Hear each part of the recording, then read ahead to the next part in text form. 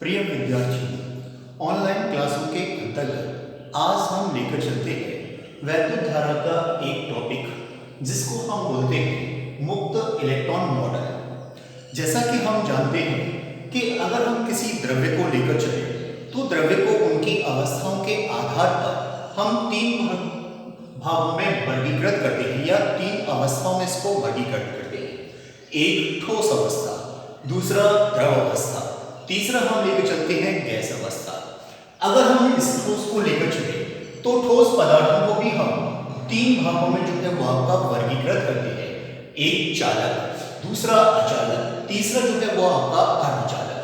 तो ठोसों का जो हम वर्गीकरण करते हैं इनके कि चालक, अचालक और अर्धचालक, तो इनको जो है वो हम इसके लिए जो है वो आपका एक विशेष गुण हम ये लेकर चलते हैं कि वो आपका इसका आधार जो है वो हम लेकर चलते हैं मुक्त इलेक्ट्रॉन मॉडल। तो इनका जो हम वर्गीकरण करते हैं वो वर्गीकरण जो है वो आपका मुक्त इलेक्ट्रॉन के आधार पर किया जाता है। जैसा कि हम ये जानते हैं कि अगर हम किसी भी पदार्थ को लेकर चले तो प्रत्येक पदार्थ जो है वो आपके बहुत से अणुओं से मिलकर बना होता है। अणु जो है वो आपके परमाणुओं से मिलकर बने होते हैं। तो अगर हम किसी परमाणु को लेकर चले तो ये हमने लिया परमाणु। तो परमाणु जो है वो आपका क्या है कि इसको हम दो भागों में वर्गीकृत करते हैं। एक भाग जो है वो उसका कहलाता है नाभिक। तो परमाणु का एक भाग जो है वो आपका हो गया नाभिक। दूसरा जो है वो आपका होता है कि इसके चारों ओर विभिन्न कक्षाओं में जो है वो आपके इलेक्ट्रॉन जो है वो आपके परिक्रमण करते हैं। अब ये जो आपका भाग होता है नाभिक, इस पर जो है वो आपका परमाणु का समस्त धन आवेश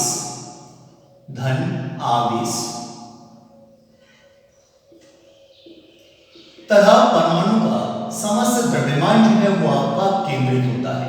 और ये जो है वो आपका अत्यंत सूक्ष्म भाग जो है वो आपका होता है जिसकी त्रिज्या जो है वो आपकी 10⁻⁻15 मीटर की कोटि की होती है। और इसके चारों ओर इलेक्ट्रॉन जो है वो आपके विभिन्न कक्षाओं में जो है वो आपका परिक्रमण करते हैं। इन इलेक्ट्रॉनों का जो आपका ऋण आवेश होता है, इलेक्ट्रॉनों का होता है ऋण आवेश। तो इलेक्ट्रॉनों का जो ऋण आवेश होता है वो नाभिक के धन आवेश के बराबर होता है, जिसके कारण जो आपका ये परमाणु होता है, परमाणु, तो ये जो है वो आपका वैद्युत उदासीन होता है। तो ये परमाणु जो है वो आपका हो गया वैद्युत उदासीन। अब यहां से हम ये लेकर चले कि जो आपका ये इलेक्ट्रॉन जो है वो आपका परिक्रमण करता है विभिन्न कक्षाओं में, तो विभिन्न कक्षाओं में परिक्रमण करने वाले इलेक्ट्रॉनों की संख्या जो है वो इसकी इलेक्ट्रॉनिक विन्यास पर जो है वो आपकी निर्भर करती है।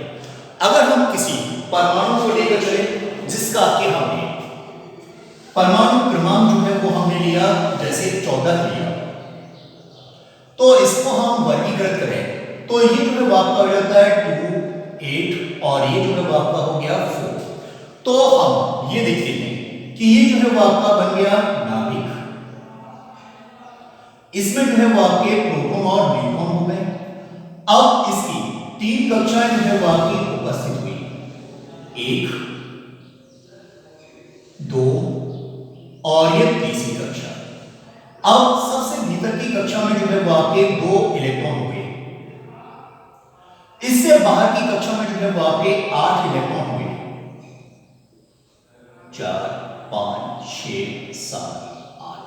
और सबसे बाहर की कक्षा में जो है वो आपके 4 इलेक्ट्रॉन जो है वो आपके हुए।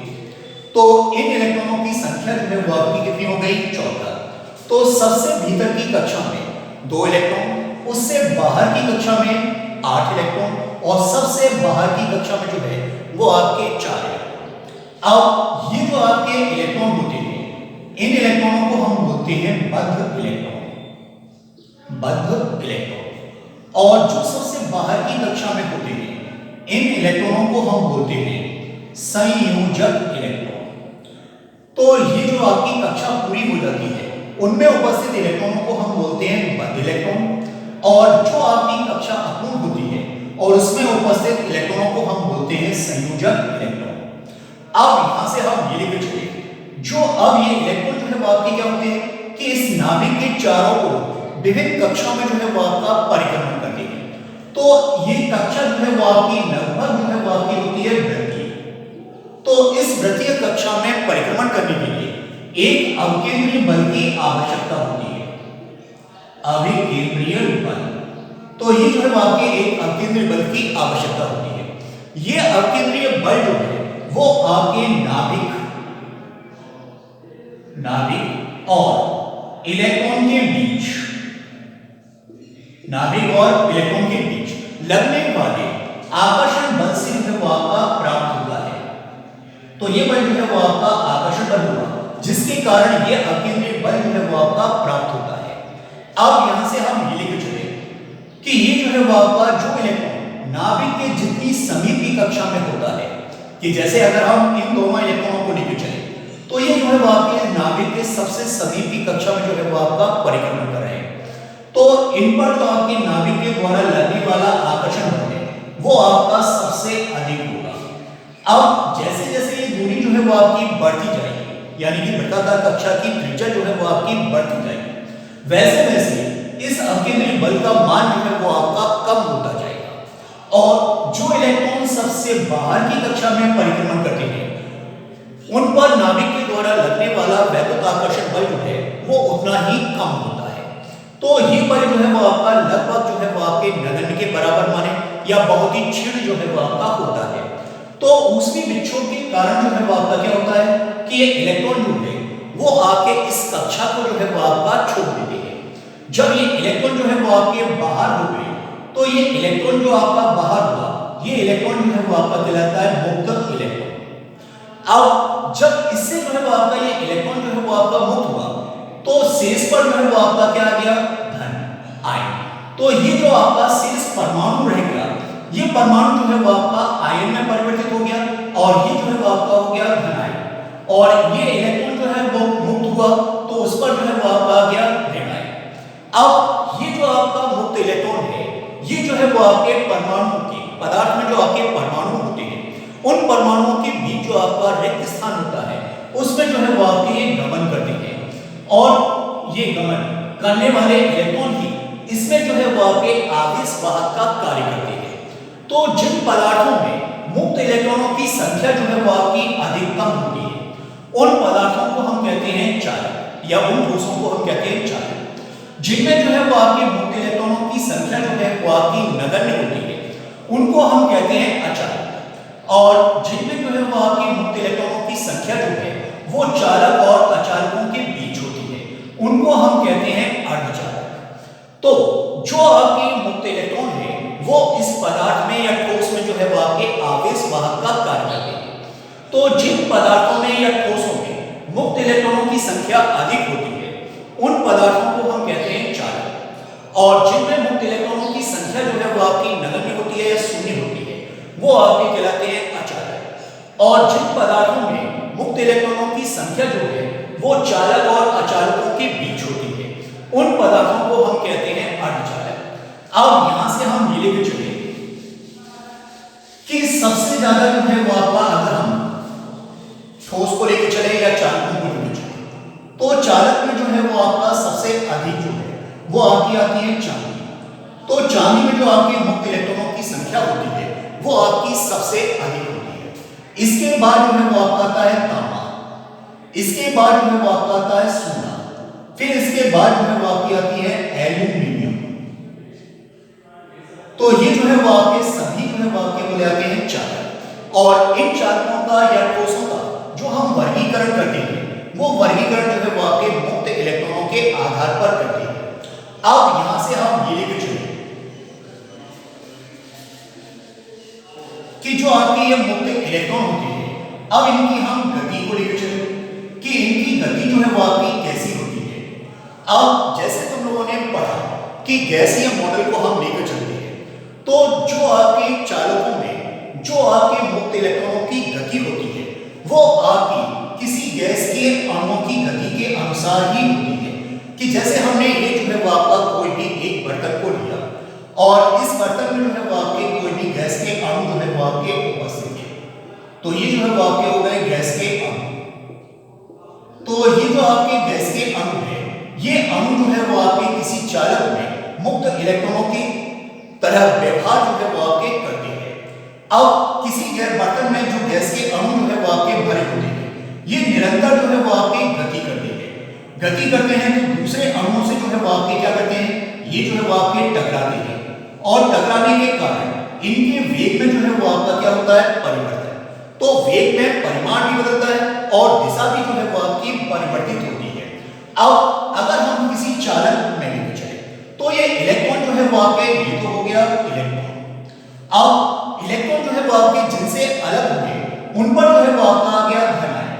तो ये इलेक्ट्रॉन जो है वो आपके क्या करते हैं, इन धनायनों से जो है वो आपके लगातार जो है वो आपके टकराती रहती है।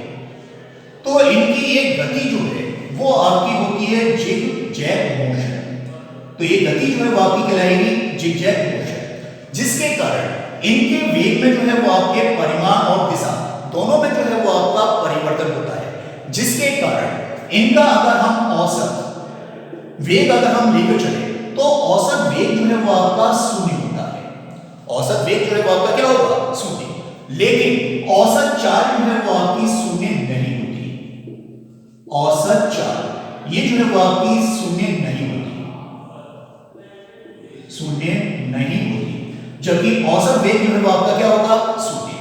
अब यहां पर हम ये लेकर चले इसी में कि जो आपके मुक्त इलेक्ट्रॉन होते हैं, तो अगर हम किसी भी पदार्थ को लेकर चले कि जैसे हमने ये जो है वो आपका एक बेलनाकार पदार्थ को लिया या चालक को लिया, अब इसको हमने क्या किया, कई बराबर हिस्सों में डिवाइड कर दिया, 1 2 3 4। अब यहां पर जो है वो आपका क्या होगा कि जो आपके मुक्त इलेक्ट्रॉनों का जो वितरण होता है, ये वितरण जो है वो आपका सतत होता है। सतत होने का मतलब आपका क्या होता है कि इसके इस भाग में यानी कि इस आयतन में उपस्थित मुक्त इलेक्ट्रॉनों की संख्या, इस भाग में उपस्थित मुक्त इलेक्ट्रॉनों की संख्या, इस भाग में उपस्थित मुक्त इलेक्ट्रॉनों की संख्या, इस भाग में उपस्थित मुक्त इलेक्ट्रॉनों की संख्या, ये जो है वो आपकी समान होगी। यानी कि मुक्त इलेक्ट्रॉनों का जो वितरण होता है या संख्या होती है वो आपकी सतत होती है, जिसके कारण अगर हम प्रत्येक भाग को लेकर चले तो प्रत्येक भाग में इन इलेक्ट्रॉनों के कारण ऋणावेश हो गया और शेष के कारण जो है वो आपका धनावेश हो गया। तो ये जो है वो आपका नेट आवेश जो है वो आपका हो गया शून्य। तो इसलिए अगर हम किसी भी चालक को अगर लेकर चलते हैं तो वो चालक जो है वो हमेशा वैद्युत उदासीन होगा। तो उदासीन होने का, वैद्युत उदासीन होने का कारण जो है वो आपका क्या है कि इसमें जो आपके मुक्त इलेक्ट्रॉनों का या इलेक्ट्रॉनों का जो आपका वितरण होता है वो आपका सतत होता है। तो एक अगर किसी पर्टिकुलर आयतन को लेकर चले तो उस आयतन में उपस्थित मुक्त इलेक्ट्रॉनों की संख्या जो है वो आपकी क्या होगी, समान। तो समान होने के कारण जो है वो आपका क्या होगा, इन इलेक्ट्रॉनों का जो ऋण आवेश है, शेष का जो आपका धन आवेश है, तो उसके कारण ये जो है वो आपका न्यूट्रल हो गया। तो ये जब भाग न्यूट्रल हुआ तो ये भाग भी न्यूट्रल हुआ, ये भाग भी न्यूट्रल हुआ, ये भाग भी न्यूट्रल हुआ। इसलिए इलेक्ट्रॉनों का जो आपका वितरण होता है वो वितरण जो है वो आपका कैसा होगा, सतत। अब दूसरा कि चालक जो है वो आपका क्या होगा, वैद्युत उदासीन। अब यहां पर हम ये लेकर चले कि जब ये चालक जो है वो आपका हो गया उदासीन, अब ये जो आपके मुक्त इलेक्ट्रॉन है अगर हम इसकी गति को लेकर चले तो इसकी गति को जो है वो हम गैसीय या गैसों के अणुगति सिद्धांत के आधार पर लेकर चलते हैं। तो गैसों के अणुगति सिद्धांत के अनुसार, सिद्धांत के अनुसार, तो अणुगति सिद्धांत के अनुसार अगर हम लेकर चलते हैं तो गैसों के अणुओं की जो चार्ज होती है वो चार्ज जो है वो आपकी होती है VRMS, और VRMS बराबर आपका होता है √3kTm, जहां K जो है वो आपका हो गया वोल्टेज में नियतांक, K वोल्टेज में नियतांक, और इस नियतांक का मान जो है वो आपका होता है 1.38 इंटू 10⁻⁻23। कैपिटल T जो है वो आपका हो गया कमरे का ताप, कमरे का ताप, और ये जो हम लेके चलते हैं केल्विन में। M जो है वो आपका हो गया द्रव्यमान, द्रव्यमान।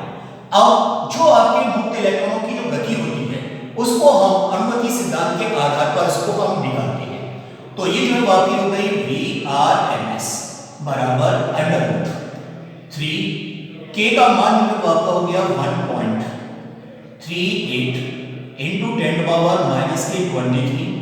अब कमरे के टेम्परेचर को हमने लिया कि T बराबर 27 डिग्री सेल्सियस, तो कैपिटल T बराबर आपका हो गया 27 प्लस 273 और ये जो है आपका हो गया 300 केल्विन। तो ये जो आपका हो गया 300 केल्विन अपॉन इलेक्ट्रॉन का द्रव्यमान जो कि आपका हो गया 9.1 इंटू 10⁻⁻31।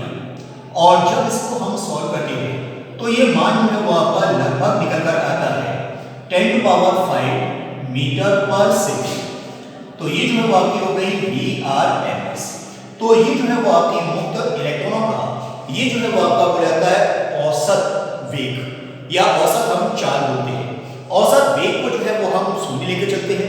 औसत चाल जो है वो आपकी लगभग निकल कर आती है 10⁵ मीटर पर सेकेंड। तो यही जो है वो आपकी मुक्त इलेक्ट्रॉनों की जो है वो आपकी चाल होती है। अब इसके बाद हम इसमें दो छोटे छोटे भागों को लेकर चलते हैं। एक भाग जो है वो आपका कहलाता है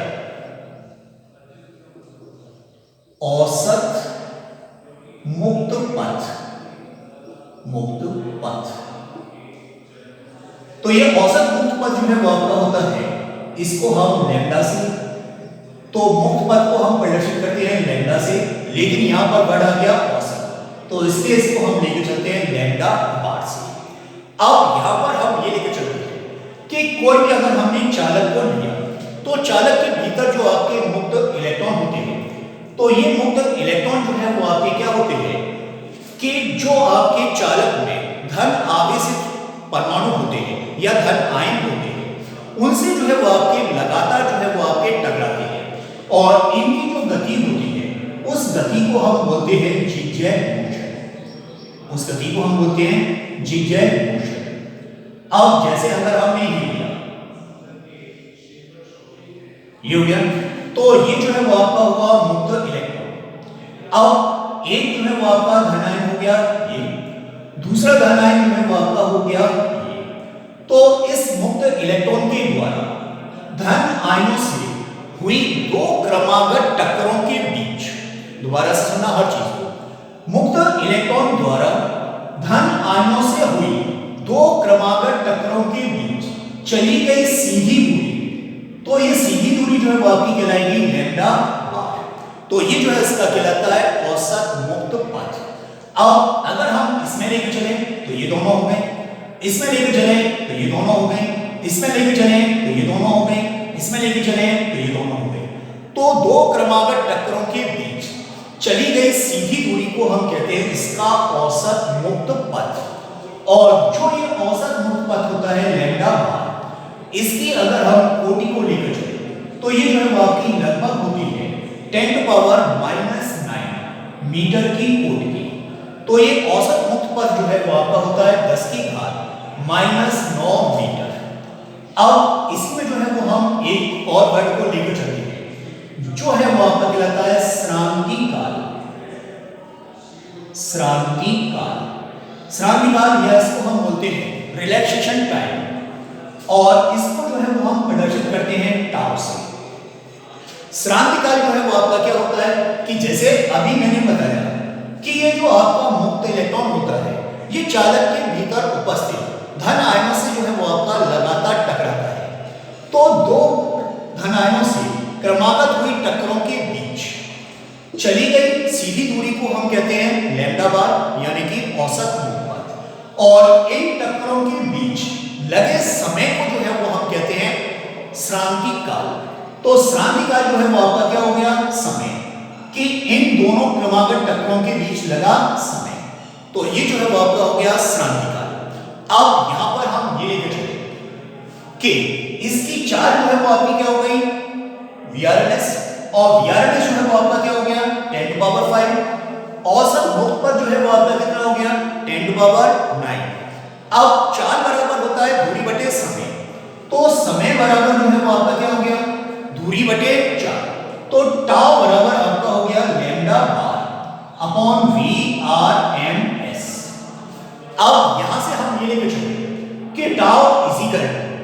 लैम्डा बार अपॉन VRMS, और यहीं से जो है वो हम ये लेके चले टाउ बराबर लैम्डा अपॉन VRMS।